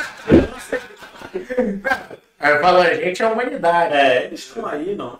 Mas, lembrando, ser empreendedor é algo que pode ser aprendido. Pode ser aprendido. E vários países são muito bem-sucedidos em ter isso na formação, principalmente. Ser cultural. Às vezes você chega numa situação da vida que a coisa se apresenta e você diz, acho que dá para fazer isso. E aí você... É isso que eu sempre falo. Se existe maneira de você se capacitar, existe como se capacitar em tudo. A pessoa tem que ir atrás. Se ela perceber que não é para ela, pelo amor de Deus, não fique dando murro em faca. Mas no final das contas, você precisa estar feliz. Se você está bem, está satisfeito com o que você faz, se você se sente realizado, Assim, sinceramente, pra que mexer nisso? Exatamente. Aí já é uma coisa da cultura americana que eu não gosto, que é o do perdedor. Não, você não ficou rico, você é um perdedor. Então eu odeio isso. Então você tá bem. Você não soube pescar? Você não soube pescar. Se você tá bem, você tá satisfeito com o que você faz, vamos pegar a carreira acadêmica, produz os seus artigos, publica os seus artigos, produz a sua pesquisa. Você está satisfeito, você tem estabilidade, que é uma coisa muito boa, né? Estando numa condição boa e você está feliz com isso, qual é o problema? Agora, se não, corra atrás. É simples assim. Eu acho que tem muita vez com a pesquisa, né? Com a escolha da pesquisa, a gente até perguntou aqui do Ed no início, que o aluno, eu sempre coloco para ele, cara, tu tem que ter uma paixão por aquilo que tu está fazendo mínima. Porque senão, tu tem que aprender a gostar daquilo que você tá fazendo. Problema, esse é um dos problemas que eu aponto, por exemplo, assim, existe, claro, dentro da pós-graduação existem N coisas que adoecem as pessoas psicologicamente. Isso é fato. Isso aí a gente não pode mentir. Entretanto, você escolher uma coisa que você não gosta para fazer, porque você acha, não, mas esse orientador, ele é o bambambam de lá, o manda-chuva, vou estar com ele, eu vou ter influência para fazer outras coisas. Mas você não gostar da pesquisa, se prepare. A chance de você ter um burnout, qualquer coisa do tipo... E outra coisa, eu consigo apontar esse outro problema. Já que nós falamos aqui sobre pós-graduação, não é incomum um aluno querer cursar pós-graduação numa universidade fora do Brasil e procura um orientador famoso. Sim. E aí, na hora, ele se depara com a triste situação de que aquele cara vai te dar 5 minutos num dia a cada 2 semanas. Porque aquele cara tem... Tem tempo, não tem 30, tempo. 40, 50 alunos. E não é incomum pessoas voltarem dessa tentativa de doutorado sem doutorado. E deprimidas. Foram para trás de uma grife, né? Que é a instituição. Isso eu comentava muito com os meus colegas na época da graduação. Eu nem tinha saído do Brasil, de Manaus ainda. Só que eu vi assim, cara... não deve ser lá muito diferente. A gente tem uma estrutura, tem uma cultura já mais bem estabelecida. Por exemplo, se tu olhar para as universidades de fora, mas nada que a gente não consiga. Eu tive essa mudança de mentalidade quando eu fui para a Alemanha. Eu passei um ano lá, eu ficava pensando, não, cara, eu vou para o primeiro mundo e tal. Quando eu cheguei lá, eu disse, cara, tudo que eles têm aqui, laboratório e tal, a gente tem lá, mas qual que é a diferença? Que eles fazem alguma coisa lá, a gente tem e não faz. Aí foi quando eu voltei e disse, não, cara, tem como fazer aqui. Eu tive esse choque de realidade simplesmente indo para o Sudeste, para o Sul. Porque assim, a gente pensa que a universidade de tal lugar, sei lá, Santa Catarina, Paraná, São Paulo, o pessoal tem assim uns negócios absurdos. Cara, tem alguns que realmente tem. Mas, assim, tem muita infraestrutura que é muito semelhante. Eu acho que a questão do capital humano realmente é o mais importante. Não é tudo, né? Tem até alguns pontos, eu posso contribuir. Eu passei um bom tempo no IMEC e atuei em outras universidades. Atuei não, tive contato com pessoas de outras universidades e volta e meia me colocavam para avaliar a dissertação de mestrado. Nosso mestrado é superior ao deles. Porque muitas vezes eles encaram o mestrado como uma coisa assim meio, um adendo. Faz o curso, ele termina o curso em 3 anos e meio, 4 anos, ele passa mais de 1 ano lá, pousar mestre. As dissertações elas têm uma contribuição assim, inferior às nossas. Eu falo assim com toda tranquilidade. Em geral, e claro, casos e casos, o nosso mestrado, o mestrado do Brasil, é melhor. Quando você chega ao doutorado, eu tenho que admitir, não há uma diferença abissal. Existe uma diferença, muitas vezes eles têm mais infraestrutura, mas não esqueça que existe um ponto extremamente importante. Muitas vezes, pessoas daquelas universidades estão envolvidas em estudos relevantes. É estudo que tem, digamos assim, que tem promoção, é estudo que tem visibilidade. E às vezes usando o nosso cérebro. E às vezes usando gente. Então o problema não é porque se eu for avaliar, a genética é mesmo. Exato. Qual é a diferença? Não tem nenhuma. A genética é mesmo. Agora o problema é que você está localizado num país onde você tem um estudo que tem uma proeminência muito grande, você aparece, você tem promoção, o negócio é necessário. Por exemplo, estava lá no IMEC, os caras estavam desenvolvendo tecnologia microeletrônica para funcionar no espaço. Eu lembro que antes da gente ir para lá, né? Porque o Unibrau, ele era um programa que era muito concentrado ali em São Paulo, talvez no Rio de Janeiro, mas naquela região sudeste. E aí, a lenda lá em Stuttgart era que os alunos chegavam lá, os caras eram feras demais e não tinham nada, assim, eles iam para lá para fazer 2 matérias no ano e ficavam na festa o tempo todo. Eu tô Exatamente. Aí, quando fizeram a redistribuição, né, das vagas, não, vai. Aí chegou umas oportunidades pra gente aqui. Aí foi, a gente já não era mais aqueles alunos espetaculares. A gente tinha as nossas dificuldades, mas assim, como eu tô dizendo, o que eu vivi lá, o potencial que eu vi era que a gente tinha aqui uma diferença de infraestrutura, claro, mas que eu vi que dava pra gente fazer aqui coisas que eles fazem lá. E pra gente crescer. Aí, o que o Ed falou, lá eles não tinham a cultura de mestrado. Não tinham. Então, tanto é que os mestrados deles em Stuttgart eram só mestrados para estrangeiros. Eles não tinham mestrado para o pessoal local, porque o pessoal local terminava a graduação já com o título de mestre. Aí eles, na época, 25 anos atrás, era um experimento que eles estavam fazendo para tentar instaurar a cultura de mestrado, e os cobaias deles eram os estrangeiros, que iam para lá para os programas criados exclusivamente de mestrado naquela época. Interessante isso, né? E outra pergunta, cara. E nesse meio tempo, em questão da tua vida pessoal, em paralelo com a pesquisa, como é que tu conseguiu andar a pesquisa, como é que consegue andar a pesquisa com a vida pessoal? Falo isso porque, às vezes, a gente casa com gente que não é da área de pesquisa. Né? Eu não sou casado com uma pesquisadora. E assim, é complicado. Às vezes a mulher reclama assim, pô, tu já tá trabalhando de novo, nisso, tá mexendo no computador, uma hora dessa, que as ideias a gente sabe que às vezes aparecem em umas horas assim, meio improváveis. Tu tá ali almoçando ou jantando e tu pensa numa coisa, puxa um pedaço de papel com uma caneta, escreve rapidinho e põe no bolso. E às vezes a pessoa não entende, né? Às vezes eu tava em festa e pensando nos problemas. Aconteceu várias vezes isso comigo. Cara, até hoje a minha esposa joga na minha cara a época do mestrado e do doutorado. Meu Deus. Até hoje, olha que isso já faz, assim, mais de década. Né? Então, a minha esposa, inclusive a mulher com a qual eu já convivo há quase 25 anos. Então, na época do mestrado e do doutorado, eu tive que realmente... Ela é engenheira? Não, ela é psicóloga. Acho que é por isso que eu nunca adoeci muito. Então, ela joga até hoje na minha cara, porque realmente, como eu trabalhava, não tinha jeito.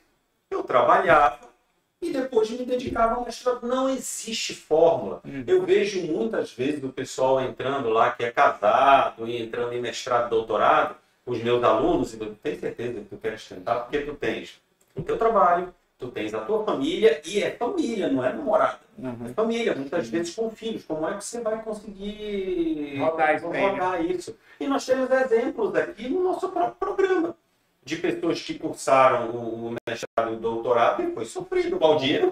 Não, eu fiz o mestrado, meu filho mais velho nasceu, doutorado, os dois ficavam correndo ao redor. Eu lembro que o Cota ligava, o que tá acontecendo aí? Como é que tu consegue fazer as coisas? Cara, tem que é sofrido. E até hoje a minha esposa joga na minha cara. E como eu continuo atuando com pesquisa e trabalho lá, tem muita coisa que eu não consigo fazer, porque não é relacionado diretamente ao meu trabalho na TPB, então não tem outro jeito. No final de semana. Tive que diminuir isso nos últimos anos porque a minha esposa me deu um ultimato.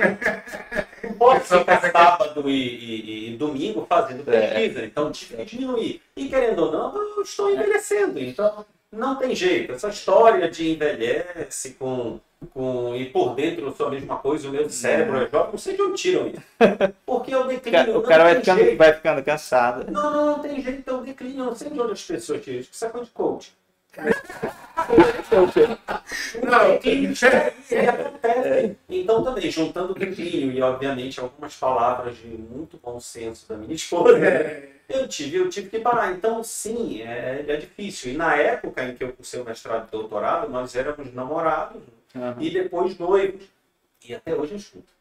Rapaz, tem uma história. Filho, Sete? Não. Ainda não ou não? Não, eu não posso, não. Ah, Então é um problema, assim, digamos assim, físico.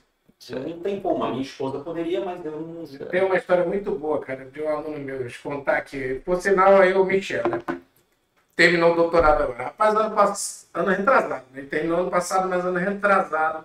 Michel qualificando. Aí ele chega, professor, namorada já tinha, a Priscila aí, a esposa dele. Eu vou me casar e tal, não sei o quê. O rapaz, tu vai qualificar, tu tá com artigo submetido. Não vai terminar. Eu falei, ó, qual é o dia do teu casamento? 7 de dezembro. Michel, 7 de dezembro do ano que vem, que é a data final, eu vou lembrar pra ti. Se tu não conseguir fazer tuas coisas, eu vou lembrar. Porque assim, o que eu falo? Eu até falei pra ele, rapaz, é dado estatístico. Quase todos os amigos que casaram não terminaram a tese. Quase todos não. Era até aquele momento, rapaz, o filho da mãe não defendeu 17 de dezembro do outro ano. Aí dia 7 de dezembro já com a tese marcada, já para defesa, artigo publicado na Kill Solids and Fractals e tal. Eu cheguei para ele, bom, Michel, eu vim para te lembrar que eu mordi a língua. Que eu vim falar. Mas assim, Não, aconteceu. Eu acho que é uma questão, assim, muito de gerenciamento, né? É claro que também, cara, vários fatores, né? O cara tem que estar com saúde, o cara tem que ter tido ali uma conversa com a esposa, com a família. A saúde é o mais importante. Eu costumo chamar de disciplina. Não tem jeito, porque se você tem uma vida 2, não é só você. Isso, exatamente. Porque se é só você, por exemplo, cara, tem cada história louca. Eu tenho um amigo que foi pro doutorado. E ele resolveu, não sei por que cargas d'água, que ele tinha que terminar o doutorado logo. Não, tinha um objetivo, não foi por que carga, ele tinha que terminar logo.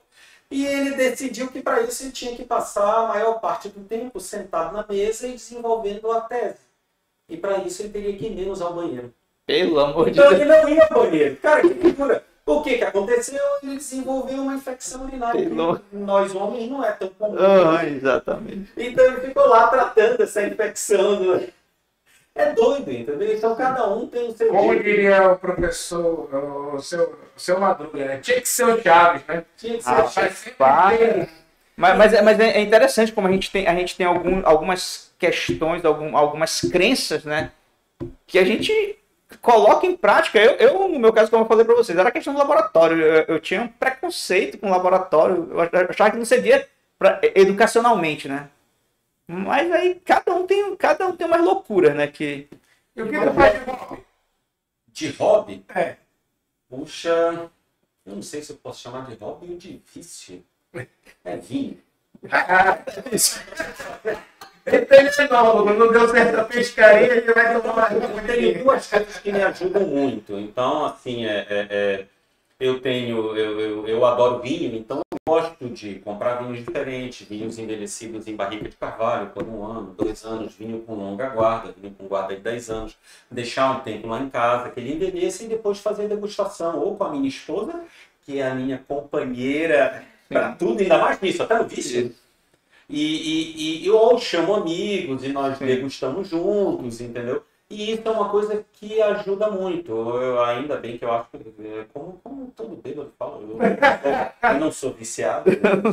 Parece que eu consegui não ficar completamente viciado. Rapaz, esse negócio de deixar a garrafa em casa, eu não deixo não.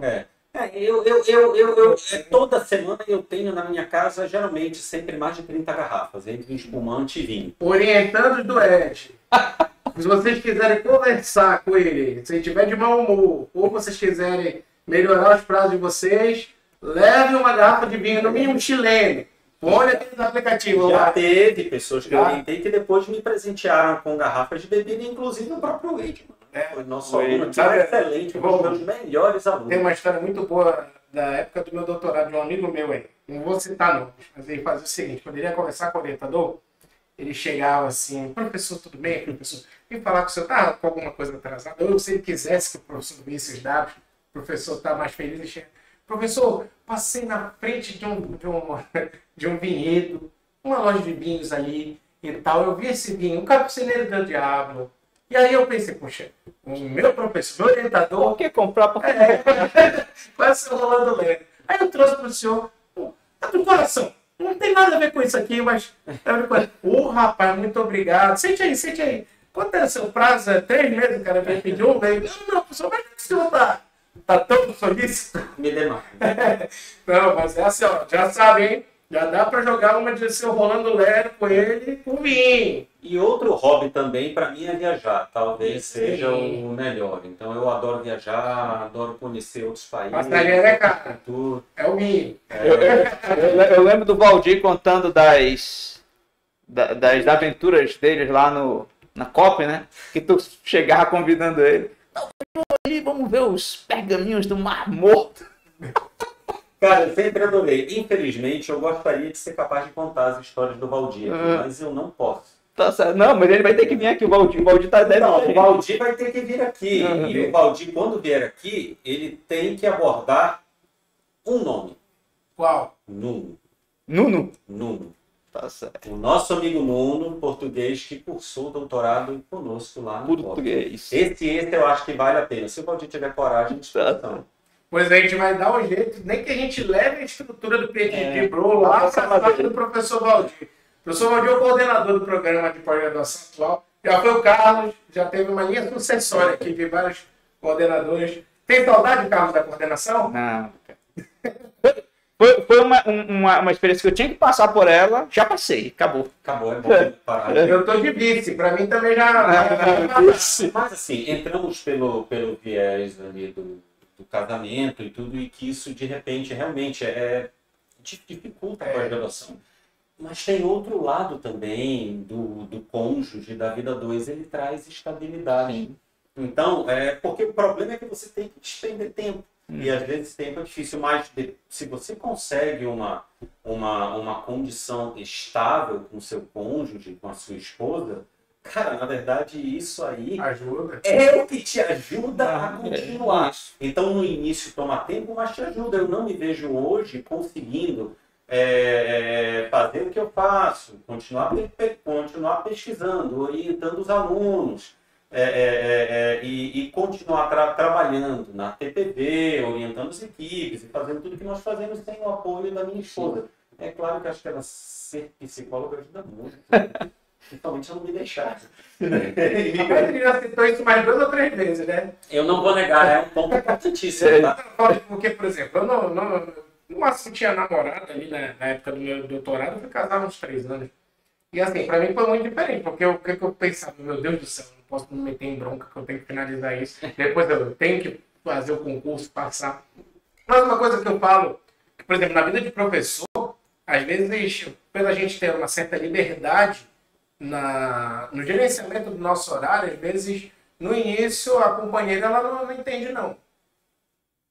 Eu sinto pelo menos Não, mas eu acho que isso não tem muito a ver com o cara ser professor, não. Eu acho que é geral.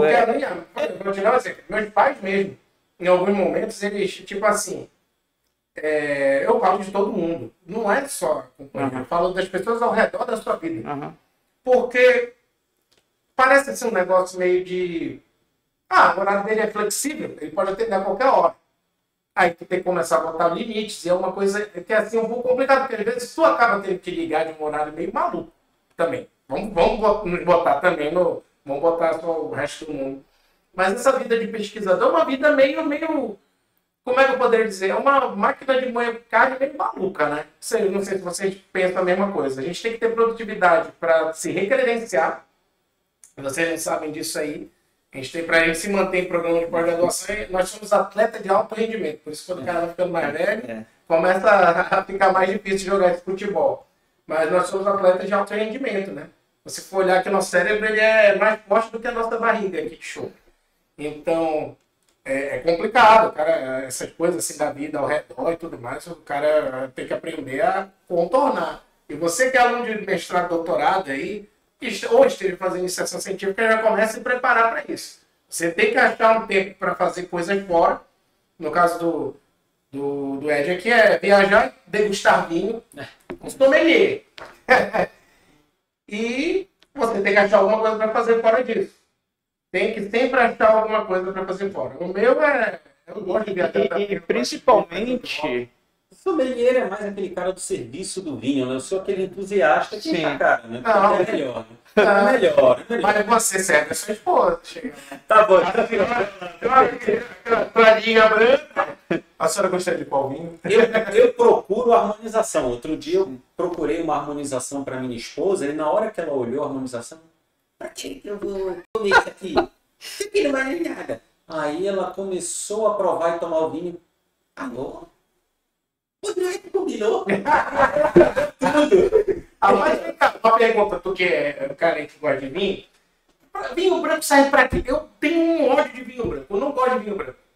Eu não gosto de vinho branco de jeito nenhum. Eu acho enjoativo o gosto do vinho branco. Eu não gosto. Não sei, eu acho que a melhor coisa que eu posso dizer é responder a pergunta que serve para beber. Né? Serve pra ver. Mas ele tem uma harmonização com vinhos, carne branca, é a harmonização normal. Espero que com peixe é muito bom o vinho branco. Carne branca, com peixe, né?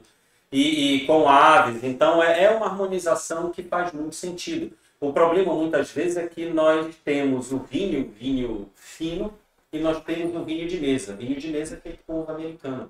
E vinho fino é feito com vitivinícola. Então são uvas próprias para isso.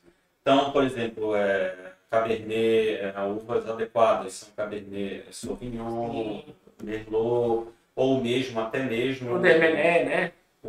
Sei lá, Dermené, eu acho. que até eu não conheço esse nome, mas... Aquelas uvas que não são vitivinícolas geram aqueles vinhos de mesa que aí, para você mascarar um negócio aqui, não, tá legal, ele é doce. Por isso que ele é doce. O doutor, ele mascara muita coisa. Eu não me lembro o nome. Eu fui uma vez lá no Contitoro. Legal, lá já fui também. Pô, aquele passeio da mar ali. Eu fui com 4 meus filhos, cara, inclusive. Eu levava quase até o meu computador na época do mestrado. Mas isso é uma outra história para outros episódios aí. Quando vai trouxer uma garrafa de vinho, senhores, e a gente já extrapolou aqui um pouquinho o tempo. Se vocês quiserem continuar com o Ed. Não, a gente continua aqui, mas a gente vai correr daqui a pouco também. A gente vai encerrar aqui o episódio, assim, foi muito agradável, Ed, a tua participação. E assim, não deu para conversar nada, né? Quase 2 horas a gente aqui batendo papo. Não, tá indo para 2 horas. Mas, senhores, nós nos vemos aqui na próxima semana. Nós vamos ter outros convidados aí. Provavelmente o professor Vicente Lucena, que ainda está devendo também a gente. Vamos tentar trazer o professor Vicente fez doutorado na Alemanha. Tem que trazer uma garrafa de cerveja alemã para cá. Toda vez que a gente ia na Alemanha, qualquer coisa, ele dizia, não, traz uma... Né? Correto. Isso. É que nem pro Pará, tem que trazer o quê? Açaí, né? Açaí. Tá certo. Então, Ed, muito obrigado aí pela tua participação. Senhores, fiquem com Deus e até a próxima. Valeu.